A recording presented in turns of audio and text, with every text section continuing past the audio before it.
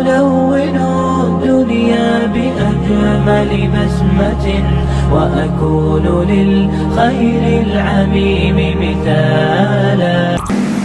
Ka'ab bin Malik meriwayatkan sebuah cerita dari Rasul sallallahu alaihi wasallam. Dia berkata, qala Rasulullah sallallahu alaihi wasallam, ma dhi'bani ja'i'an ursila fi zaribati ghanamin bi afsada laha min hirsil mar'i 'alal mali wasyaraf li dinihi.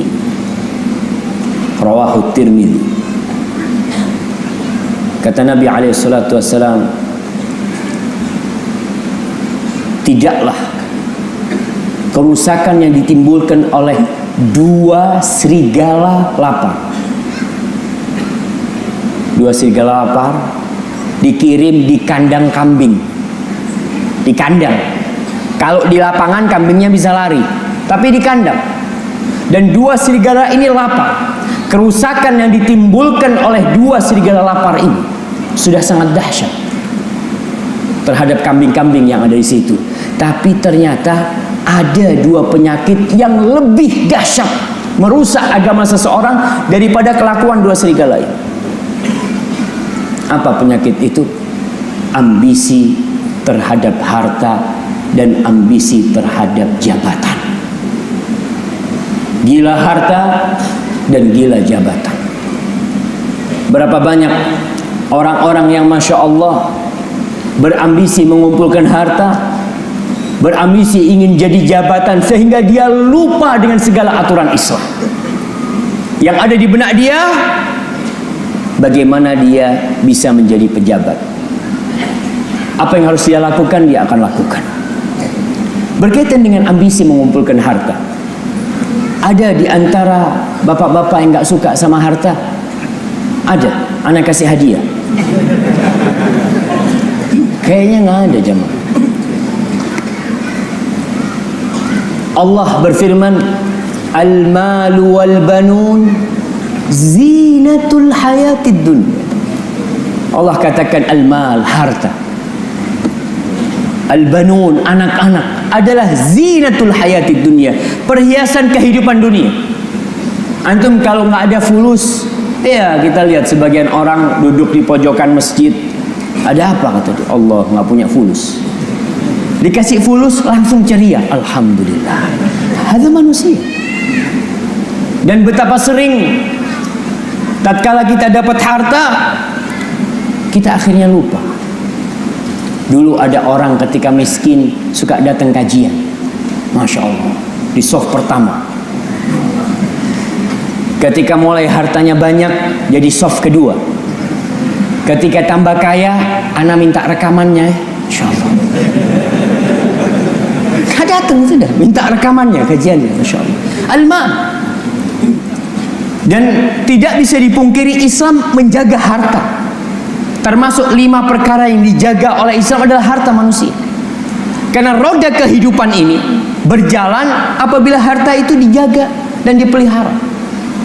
Allah berfirman di surat An-Nisa ayat 5, "Wala tu'tus sufaha amwalakumul lati ja'alallahu lakum qiyaman."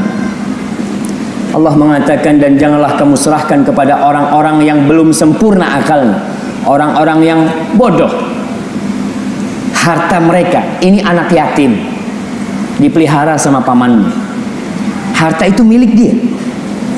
Tapi sama Allah, kita nih yang sebagai walinya nggak boleh ngasih harta itu kepada mereka sebelum sempurna akal mereka. Kenapa? Allah katakan karena harta itu Allah jadikan pokok kehidupan kalian. Antum bisa datang ke tempat ini pakai harta. Antum bisa pakai baju pakai harta. Antum bisa beli HP pakai harta. Antum bisa makan pakai harta.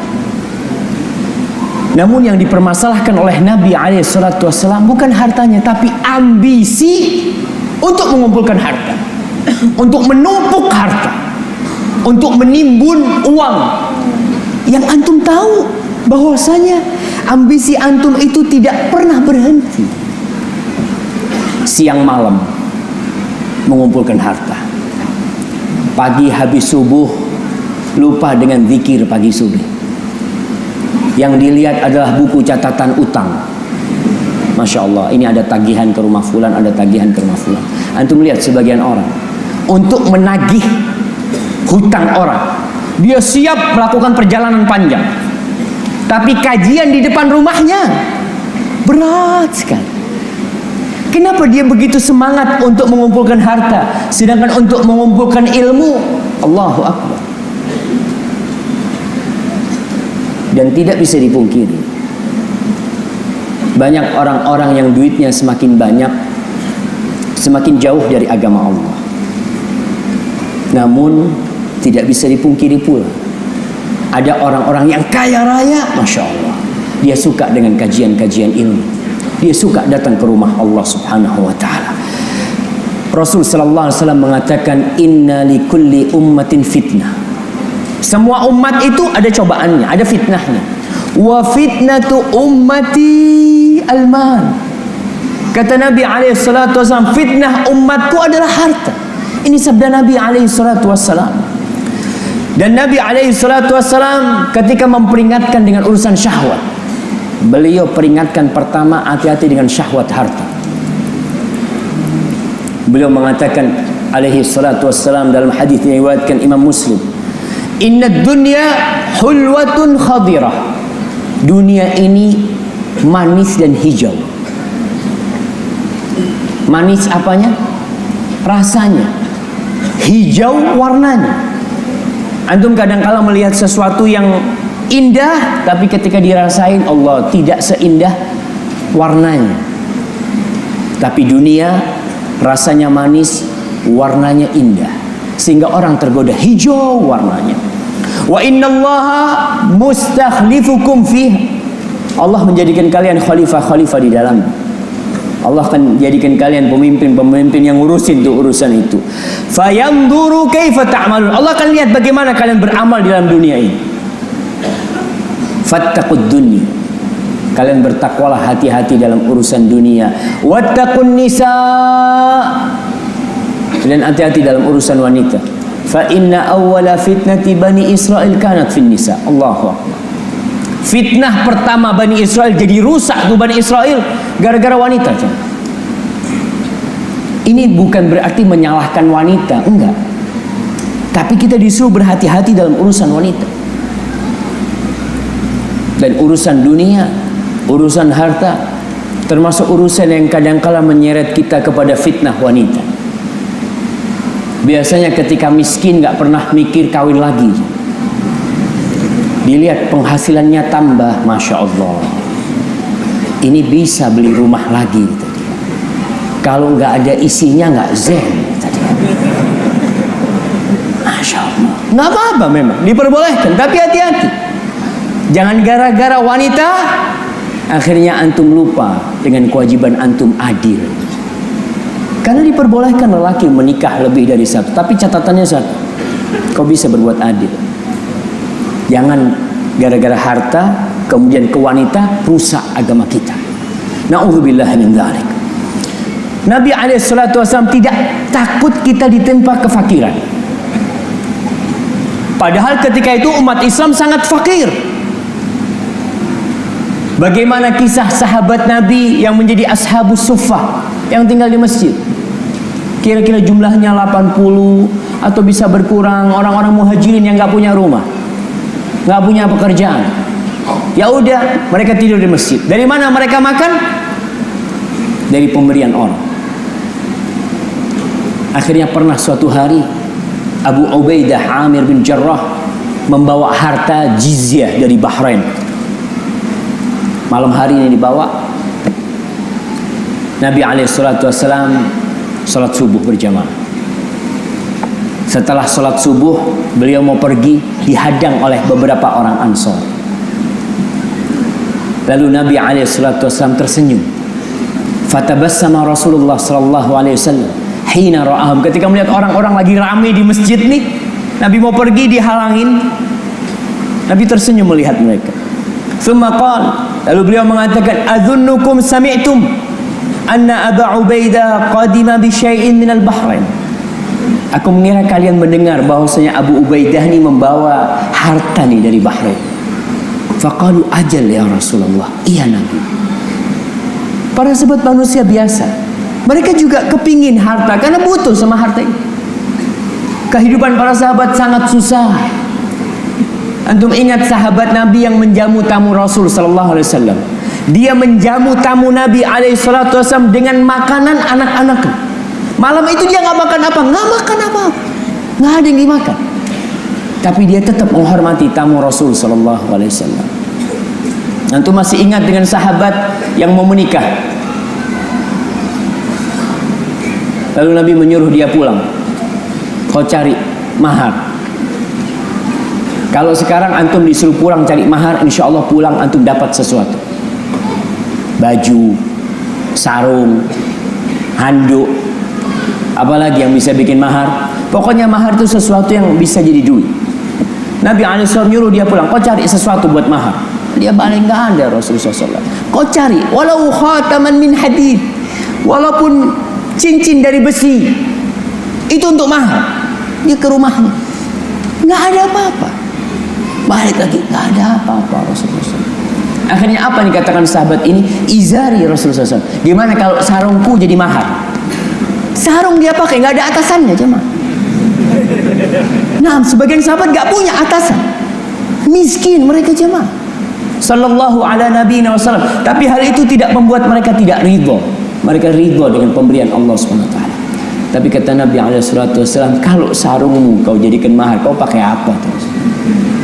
Akhirnya Rasul SAW menikahkan sahabat ini dengan apa? Ditanya, hal laka syai' minal Qur'an? Kau punya hafalan Al-Quran? Punya Rasulullah SAW. Surat ini, surat ini, surat ini. Lalu Nabi SAW, aku nikahkan kau dengan wanita ini, dengan mahar kau ajarkan tuh Quran yang kau hafalkan kepada istri. Karena mengajar itu bernilai uang, maka itu maharnya. Kalau sekarang orang ditanya maharnya apa? Surat Ar-Rahman. Buat gaya-gayaan. Buat iya, maksudnya dia punya harta tapi mau maharnya yang keren gitu. Ini sahabat bukan keren-kerenan jemaah, nggak punya apa-apa dia.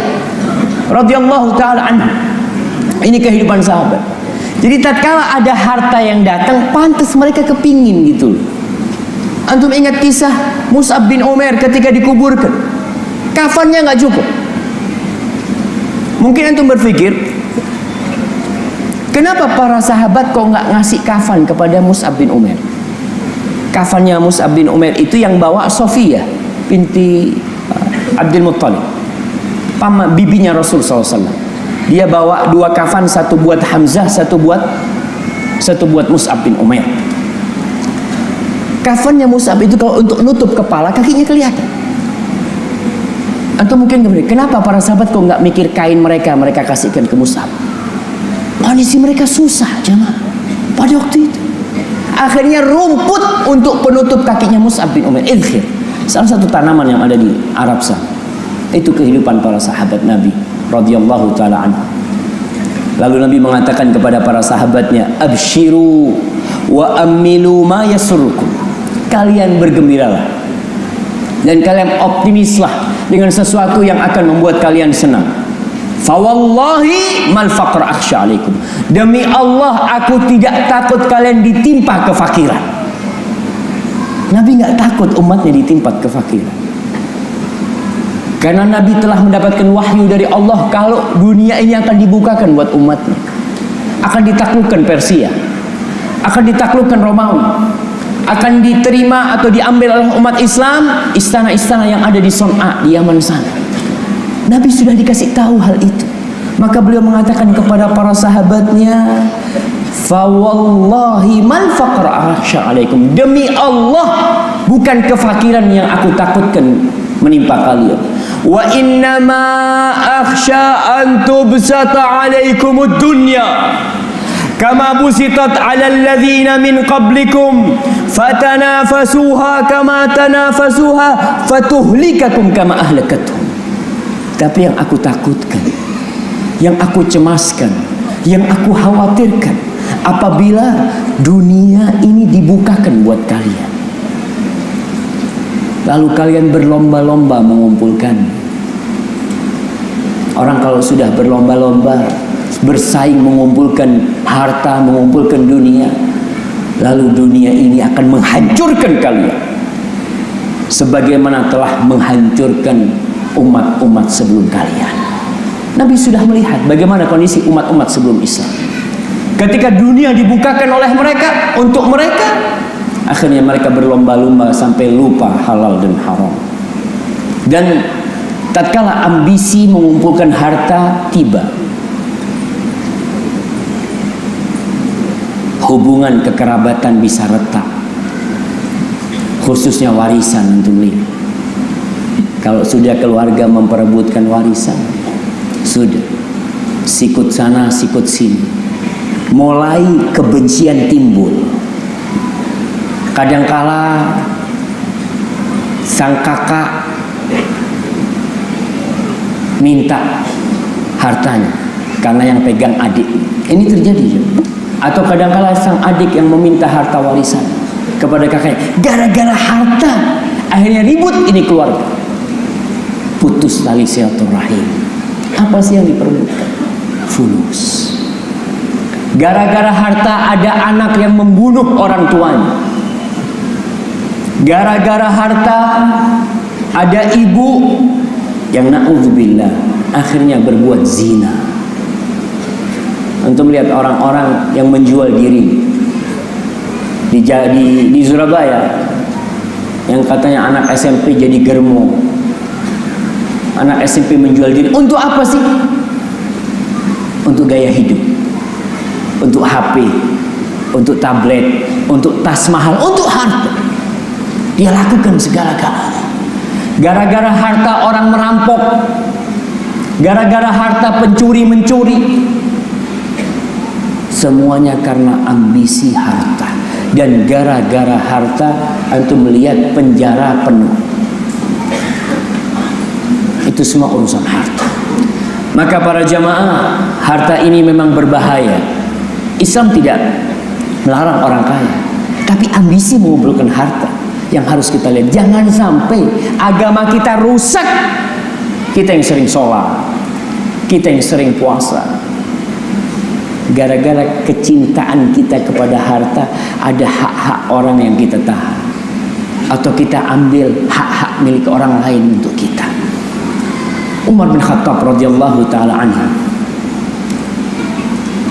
Al-Hafidh Ibnu Hajar Al-Asqalani dalam kitabnya Fathul Bari menceritakan kisah ini. Umar itu pernah berdoa mengatakan, Allahumma inna la nastati'u illa an nafrah bima zayyantahu lana.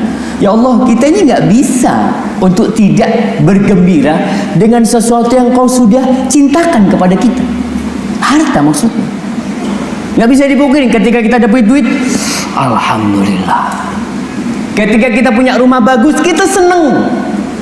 Kita dapat gaji, kita seneng. Nggak bisa dipungkiri. Allahumma inni as'aluka an unfiqahu fi haqqi. Karena itu tidak bisa dipungkirin kecintaan kepada harta dan kegembiraan terhadap harta. Tapi Umar berdoa memohon kepada Allah, ya Allah, sesungguhnya aku memohon kepadamu agar aku menginfakkan harta ini di jalan.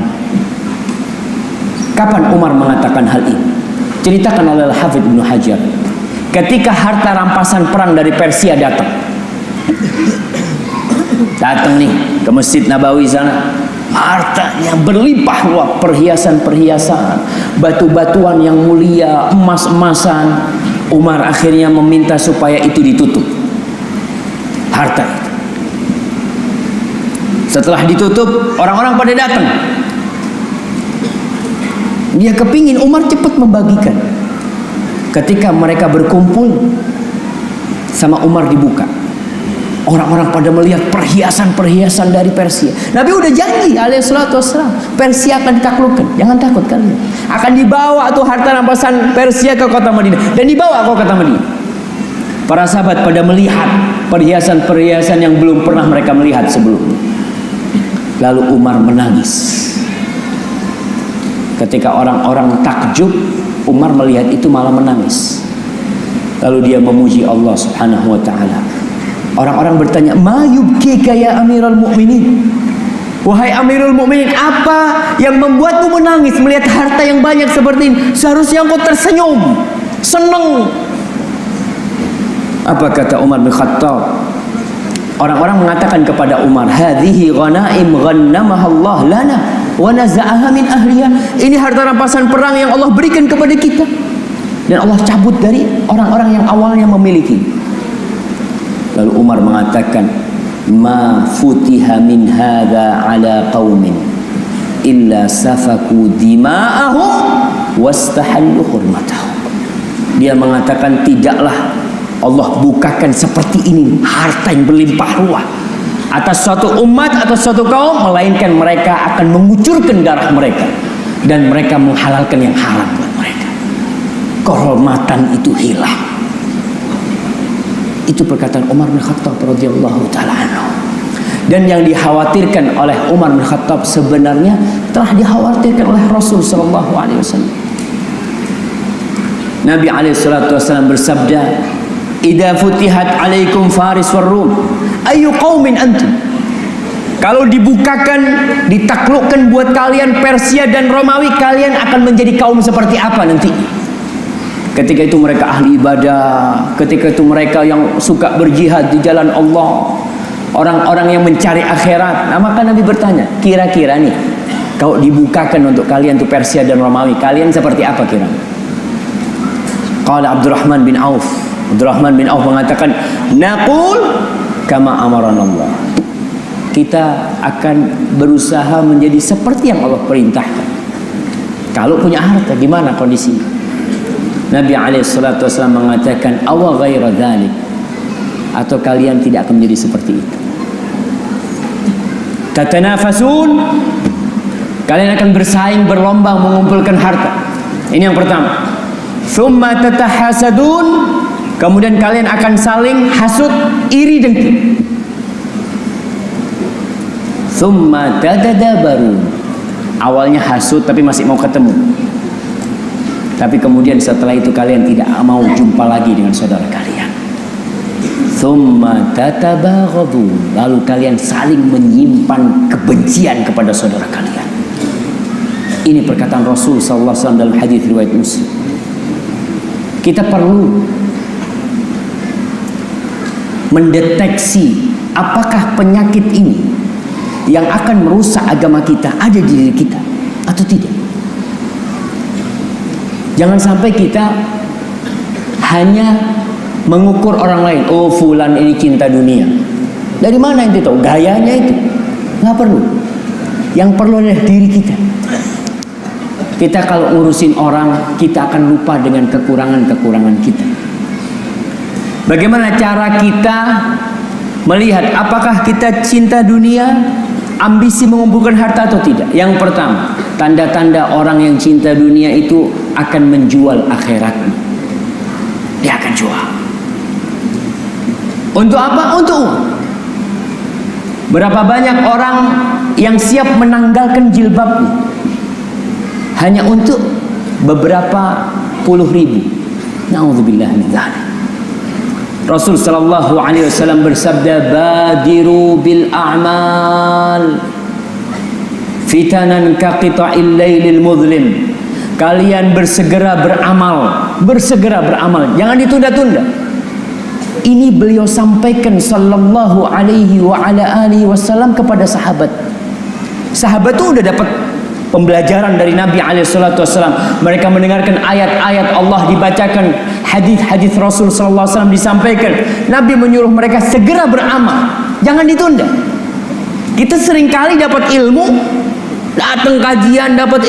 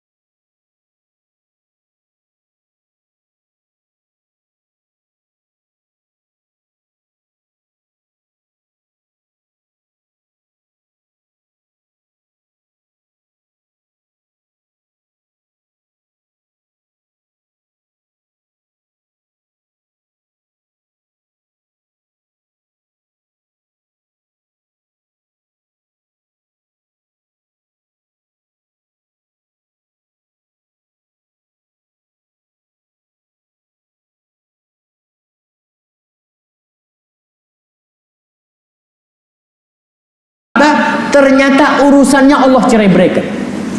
Hampir nggak pernah ketemu keluarganya. Ngurusin ini, ngurusin. Hati-hati, jangan-jangan karena ambisi kita kepada dunia, takut miskin. Itu penyakit, jemaah.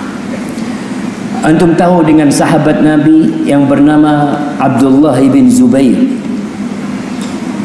Al-Imam Al-Zahabi menceritakan dalam kitab Siyar A'lamin Nubala,